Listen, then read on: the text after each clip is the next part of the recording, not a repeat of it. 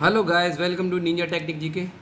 और आज हम देखने वाले हैं संसद के भाग, और संसद में क्या क्या आता है ये भी हम देखेंगे। तो देखिए, संसद कौन से भाग में आते हैं। संसद 5 भाग में आता है। और संसद कहाँ से 79 से और 122 तक इसकी रेंज होती है। अब देखिए, संसद कहाँ से चालू है 79, तो ऐसे याद करेंगे। सा न सादा, सा न सादा, सन मतलब 7 और 9 हो गया 79। अच्छा, और याद करना। अब हमें कैसे इसको, 7 तो 79 तो में संसद याद हो गई। अब इनको कैसे याद करेंगे, अब इसको याद करेंगे सरल। सरल मतलब पहले संसद, फिर राज्यसभा, फिर लोकसभा, है ना। राष्ट्रपति तो हम पढ़ चुके हैं पहले ही, ठीक है। हाँ, चलिए आगे चलते हैं। तो अब हमने पढ़ लिया संसद में क्या क्या चीज़ें होती हैं। संसद में राज्यसभा, लोकसभा और राष्ट्रपति होते हैं, ठीक है। और अब देखिए, इसको और रिवीजन देखते हैं। हम आज लोकसभा पढ़ने वाले हैं। लोकसभा कौन से में आती है, 81 आर्टिकल में। कौन से में, 81 आर्टिकल में। तो लोकसभा की वर्तमान सीटें कितनी हैं, 545, ठीक है। जिसमें कि अधिकतम चुने जा सकने वाले कितने लोग हैं, 543। 530 कहाँ से, राज्य से, और 13 केंद्र शासित राज्यों से, ठीक है। केंद्र शासित राज्य जानते होंगे, दादर नागर हवेली, दिल्ली, अंडमान निकोबार, ये सब क्या हैं, हमारे केंद्र शासित राज्य हैं। अब देखिए, आंग्ल समुदाय के भारतीय, ऐसे लोग जो विदेशों से यहाँ पे आकर रह गए थे। विदेशों से जो यहाँ पे आके रहे थे, वही उन्हीं की बात कर रहा हूँ मैं। अंग्रेज जो रह गए थे यहाँ पे, ब्रिटिशर्स रह गए थे, उनकी उनकी बातें कर रहा हूँ, है ना। तो दो दो लोग कौन चुनता है, राष्ट्रपति चुनता है। कौन से आर्टिकल के अनुसार, आर्टिकल 331 के अनुसार, याद रखिएगा। आर्टिकल 331 के अनुसार राष्ट्रपति 2 सदस्यों को चुनता है। अच्छा देखिए, ये तो वर्तमान स्थिति थी। और और अधिकतम लोग कितने बैठते हैं इसमें, देखिए अधिकतम लोग कौन कितने बैठते हैं। देखिए, अधिकतम लोग बैठते हैं इसमें। अधिकतम लोग बैठते हैं 552। कितने बैठते हैं, 552 सीटें हैं इसमें।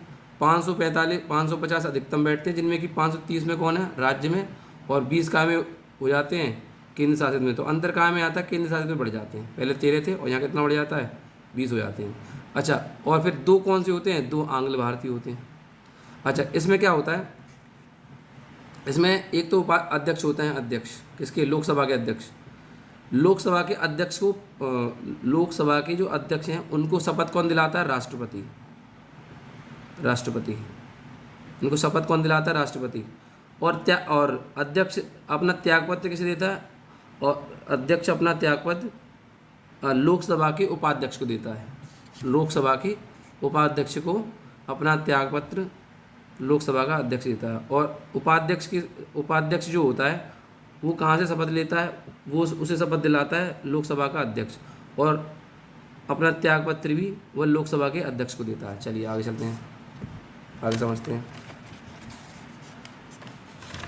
देखिए, अब जो वर्तमान स्थिति समझिए। तो संसद हम समझ सके हैं। संसद है ना 79 से चालू होती है। सरल। अब लोकसभा पढ़ रहे हैं ना। अब देखिए, राज्यसभा में पढ़ते हैं। तो लोकसभा में क्या, देखिए लोकसभा में कौन से आर्टिकल में, 31। तो इसे क्या बोलते हैं, प्रथम या निम्न या लोकप्रिय सदन। इसे क्या बोलते हैं, हाउस ऑफ द पीपल। 1954 में इसका नाम दिया गया था।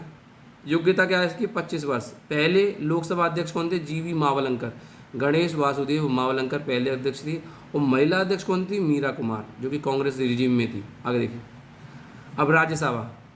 राज्यसभा में क्या होता है, इसे द्वितीय या उच्च सदन बोलते हैं। काउंसिल ऑफ स्टेट है ये। और योग्यता कितनी होती है, 30 वर्ष। पहले सभापति कौन है इसके, राधा कृष्णन। पहले सभापति कौन है, राधा कृष्णन। और उपसभापति कौन है इसके, एसवी, पहले एसवी कृष्णमूर्ति, ठीक है। अच्छा चलिए, ठीक है, आगे चलते हैं। अच्छा, तो अब निर्वाचन। अब देखिए, इस जो है ना लोकसभा के जो सदस्य होते हैं उसका निर्वाचन कौन करता है, इनका निर्वाचन होता है जनता द्वारा। किसके द्वारा, जनता द्वारा। अच्छा, अध्यक्ष और उपाध्यक्ष का निर्वाचन कौन करता है, संसद के सदस्यों द्वारा। संसद के सदस्यों द्वारा, क्योंकि जो लोकसभा के जो वो होते हैं सांसद, उन्हें हम चुनते हैं, हम उन्हें वोट देते हैं, और वही संसद में पहुंचते हैं, लोकसभा में पहुंचते हैं, वही लोकसभा में पहुंचते हैं। और उनमें से ही है ना, एक तो क्या अध्यक्ष चुन लिया जाता है और एक उपाध्यक्ष चुन लिया जाता है, ठीक है। जो बीच में बैठा होता है, ये हमारी ऐसी तो इधर लेफ्ट विंग बैठी होती है, इधर राइट विंग बैठी होती है, और यहाँ पे कौन बैठे होते हैं, हमारे स्पीकर बैठे होते हैं, जिन्हें लोकसभा स्पीकर भी बोलते हैं। चलिए, अब देखिए, मंत्रिपरिषद में कौन कौन से लोग होते हैं। मंत्रिपरिषद में होता है प्रधानमंत्री, कैबिनेट मंत्री, राज्य मंत्री, बिना विभाग के मंत्री, ये होता है, ठीक है। चलिए, ठीक है। तो संसद की समितियाँ कौन कौन सी हैं? संसद की समितियाँ हमारी लोक समिति, नियम समिति और विशेषाधिकार समिति। संसद की समितियाँ हमारी ये हैं। तो देखिए एक और होती है तदर समिति, जो कि कैसी होती है? अस्थायी होती है। तो हम इनको ही याद करेंगे। तो कैसे याद करेंगे? लो संसद ने विशेष नियम बनाए। अब देखिए लोगों की ऐसे याद करिए, लोगों की संसद ने विशेष नियम बनाए तो ज़्यादा बढ़िया रहेगा। लोगों मतलब लोक समिति, नियम समिति और विशेषाधिकार नियमिति, क्योंकि हमारी संसद ही तो नियम बनाती है पूरे देश के लिए। चलिए आगे चलते हैं। देखिए लोक समिति क्या होता है? देखिए लोक समिति क्या होते हैं? सदस्य होते हैं 12, लोकसभा के 15 और राज्यसभा के 7। ठीक है। अध्यक्ष कौन होता है? विपक्ष का नेता। ठीक है।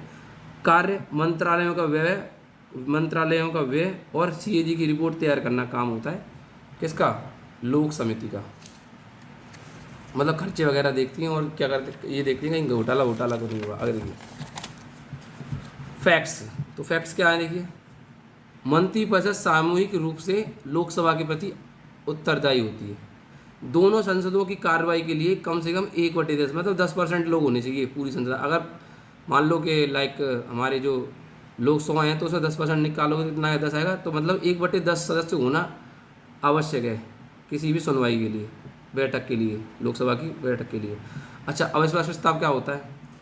यह केवल लोकसभा में लाया जा सकता है। यह विपक्ष रखता है। पीएम को 273 सांसद दिखाने पड़ते हैं। मतलब इनकी रेंज है कि 273 उनके पास क्या होना चाहिए? सांसद होने चाहिए, तभी वो पीएम बने रहेंगे। नहीं तो अगर इनसे कम हुए तो पीएम पद से उन्हें अपने आप हटना पड़ेगा। अब देखिए एक सत्र में एक ही बार लाया जा सकता है क्या? अविश्वास प्रस्ताव। अच्छा, एक सदस्य लिखित रूप में नोटिस देगा 50 सदस्यों के समर्थन के साथ। अच्छा, विश्वनाथ प्रताप सिंह पहले आदमी थे जो विश्वास मत हासिल नहीं कर पाए थे। खत्म, bye bye, tata, goodbye, गया।